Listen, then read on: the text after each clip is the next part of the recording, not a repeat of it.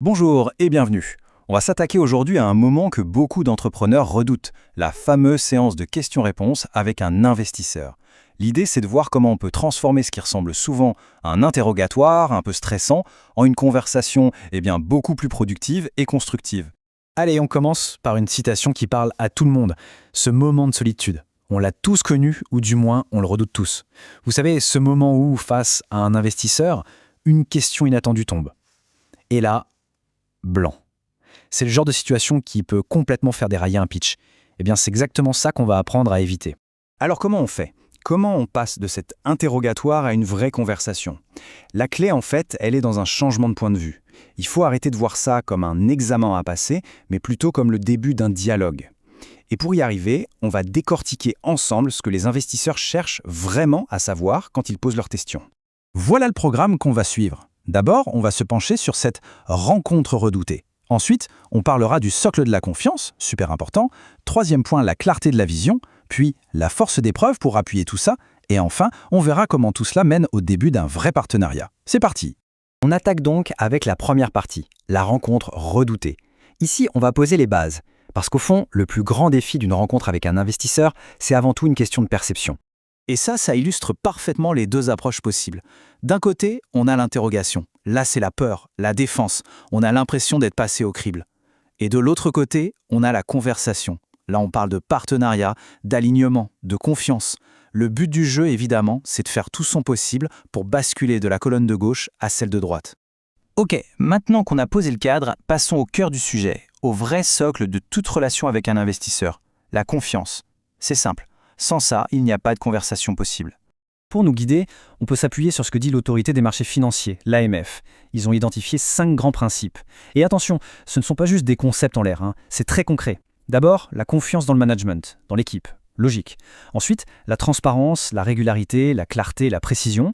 Et enfin, la cohérence et la comparabilité des infos qu'on donne. C'est vraiment cet ensemble qui va construire une relation solide et rassurer un investisseur pour la suite. Et j'insiste sur ce point, la transparence, c'est vraiment fondamental. Comme le dit l'AMF, ce n'est pas une option, ce n'est pas un nice to have, c'est un engagement implicite. En gros, dès l'instant où on décide d'ouvrir son capital, on signe pour une communication totalement ouverte. Et ça veut dire partager les bonnes nouvelles, mais aussi les mauvaises. Très bien. Une fois qu'on a posé ces bases de confiance, il faut passer à l'étape suivante, la clarté de la vision. Il s'agit maintenant de raconter une histoire. Une histoire claire, crédible et bien sûr convaincante sur le futur de l'entreprise. Alors, on en vient à la grande question, quelle est la vision ? Ça peut sonner un peu philosophique, mais c'est absolument fondamental. Un investisseur, surtout un fonds de capital risque, n'est pas là pour financer un petit coup. Non, il veut savoir où l'entreprise sera dans 5 ou 10 ans. L'objectif, ce n'est pas de se faire racheter rapidement, c'est de construire, comme on dit, une superbe boîte. Une entreprise qui va vraiment laisser sa marque. Et puis, il y a cette autre question, tout aussi classique, pourquoi maintenant ? Ah, celle-là, c'est un vrai test. Elle sert à vérifier si on a bien compris son marché. Parce qu'on peut avoir la meilleure idée du monde, si on arrive trop tôt ou trop tard, c'est l'échec assuré. Il faut donc être capable d'expliquer très clairement pourquoi aujourd'hui, toutes les planètes sont alignées pour que le projet décolle, que ce soit au niveau technologique, social ou réglementaire. Donc, pour résumer, la vision doit être hyper concrète. Dire on va être les meilleurs, ça ne suffit pas, ça ne veut rien dire. Il faut expliquer le comment. Quels sont les avantages compétitifs, les barrières à l'entrée qu'on met en place. En bref, qu'est-ce qui rend le projet vraiment unique et difficilement imitable ? Voilà pour la vision. Mais une belle histoire, ça ne suffit pas. Il faut la soutenir avec du solide. On passe donc à la 4e partie, la force des preuves. C'est là qu'on ancre la vision dans la réalité du business. Et regardez-moi ce chiffre, 75%.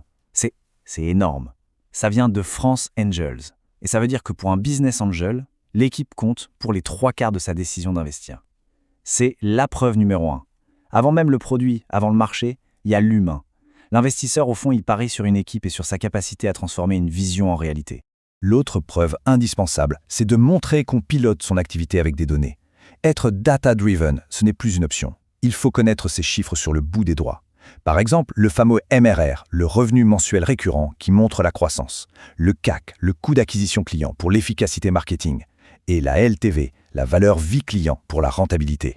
Maîtriser ça, c'est prouver que l'entreprise n'est pas gérée au doigt mouillé, mais avec une vraie rigueur.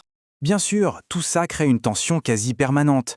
D'un côté, on a le secret des affaires, il faut protéger ces informations sensibles pour ne pas se faire copier par la concurrence, et de l'autre, on a cet engagement de transparence envers les investisseurs.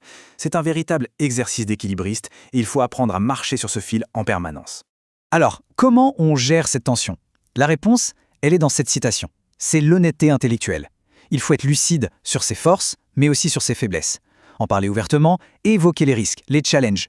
Ce n'est absolument pas un aveu de faiblesse. Bien au contraire, ça montre une grande maturité et ça renforce énormément la confiance. Bon, on arrive à la dernière partie. Et pour conclure, on va faire un truc essentiel.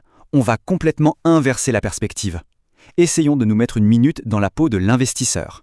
C'est la meilleure façon de vraiment comprendre l'échange. Regardez, un investisseur et surtout un business angel suit des règles assez simples, des règles de bon sens. 1. Il diversifie ses placements. 2.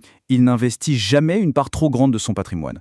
3. Il investit uniquement dans des domaines qu'il comprend. Et 4. Il n'investit que de l'argent dont il n'a pas besoin à court terme. Quand on comprend ça, on comprend que leurs questions ne sont pas là pour nous piéger, ce sont juste des précautions logiques pour protéger leur propre argent. Et ça nous ramène directement à notre idée de départ. Le but de tout ça, ce n'est pas de passer un examen. Le but, c'est de trouver un partenaire, quelqu'un avec qui on va construire quelque chose sur le long terme. C'est un moment de découverte mutuelle, pour voir si on a envie de faire un bout de chemin ensemble. Et on va se quitter sur cette question, une question à se poser avant chaque rencontre. Est-ce que le pitch est une défense, une sorte de forteresse qu'il faut protéger à tout prix?